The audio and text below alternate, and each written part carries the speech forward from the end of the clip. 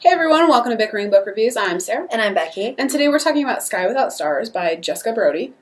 And there was a second person. Oh, there was? Joanne Rendell, I want to say. I'm a failure. Joanne Rendell, yes. Okay. Thank you, Goodreads. So, we both got this on Edelweiss, right? And then I downloaded it and I was like, Sarah, it's 600 pages long. Yeah, that was hard. That wasn't going to happen. I've been sick. I'm still sick, you know. And so we listened to it. I've been sick since November. And it was also hard. Anyway, so it's 18 hours long. 18 hours, like... Yeah. I'll get into that later. But essentially the book is a takeoff of Les Mis. Yes. It's told from the perspective of three characters. Shatine, Marcellus, and Alouette. Yes. So Shatine is basically this, well, she masquerades as a young boy and is like basically a criminal, a thief, a con. She kind of does these cons to earn money to survive. Her family is a family of criminals except for her older sister, who actually kind of like follows the constructs of society, because society, like the government hands out the jobs that you're supposed to do in the third status.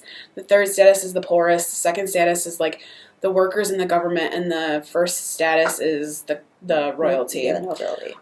So Shatine is third.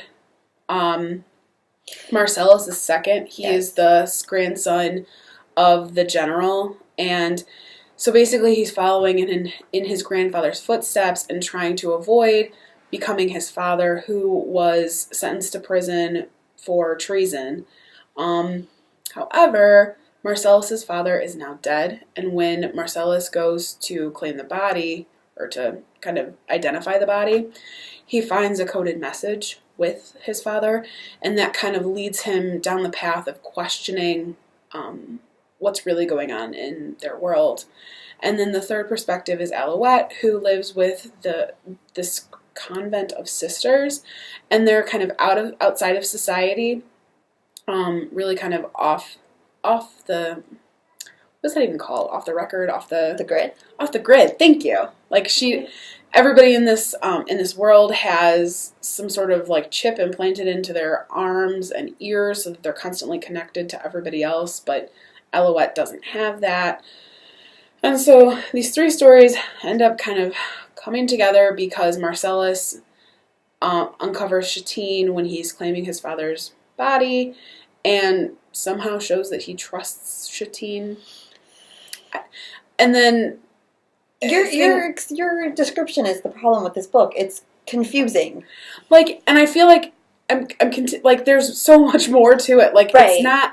There's not even like a concise way to explain what's going on. Eventually all of the stories come together, and eventually there's kind of this push-pull potential romance between Marcellus and both female characters.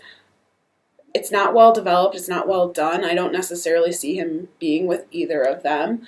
I think that he's going to end up with Alouette because she's Cosette. I know, but I don't like that. I don't either. So, and Shatine would be the girl that sings On My Own, if you've seen the musical. Yeah, she would. Because I was like, what is this? But no, it just, I can't, there are no words. I can't even describe this. Because I like Les Mis. I like the music in Les Mis. I've never read the book because it's really long and the print's really little. And it's just not my thing. I like British literature, not French literature. Well, I shouldn't say that. I don't know. I don't really have an opinion. I'm not a big fan of Victor Hugo because I really like Russian literature too. Anyway, it was confusing, and it was so long. It was hard to keep track of all the characters, and I don't know if it would have been easier with the book, because in the audiobook I'm like, what just happened? I wasn't a fan of the readers either, which is strange, but I really wasn't a fan of the readers. And I think most of the book is all exposition. I mean, that's what it was. It was her kind of laying out the constructs of the political world, not world building, but developing that. The world building is not there. And like the interactions between different characters.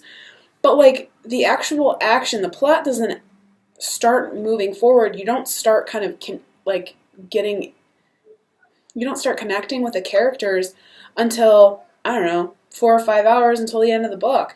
It's like almost a third of the book. And that's not okay. It's not. I mean, if you're gonna make me commit to 18 hours or 600 pages of a book, you better have me that whole time. Right. Like, all of those words better matter. Because, it better be like Cinder. I better be on the edge of my seat the whole time. Otherwise, it's not worth it. And, like, I've been trying to write a review on Goodreads for, like, a week, and I literally, like, I can't put into words how I feel about this book. Like, it was just kind of was. And in theory, like, the mechanics of the writing were well done, and the idea is a good idea, and I can see what they were trying to do. But it just, at no point did it grab me. And I had to rewind the audiobook a couple times because I would be like, what did I just miss? What happened? What? Yeah. Should we just rate it? I guess. Okay, so our rating scale goes from 5 unicorns down to 2 unicorns. If we don't like it, doesn't get a horn, and is a horse. Where are you? I feel wrong saying it. Like, I feel like it should be higher, but it was a 2. It was okay. It was a good premise. But I was never grabbed. I can't remember anything about it. And 600 pages, I should remember stuff. I'm fluctuating between a horse and 2 unicorns. Because I'm going to give it 2 unicorns. Because, honestly, the last 4 or 5 hours of that book, it was interesting. And I was connected. And I was emotionally connected and invested enough to care that I wanted Marcellus to end up with Shatine as opposed to Alouette. Like, I cared. And I have to also admit, like, I've read a lot of Jessica Brody stuff, and I usually love it, and maybe that was part of it, too, because this is so different. I was like, eh. Well, but the sad thing is, this is a series, and you spent so much time developing this world, and perhaps it's going to be necessary, but I don't care enough to read the next one. I don't either. So that is where we are. Yeah. See you around. Bye.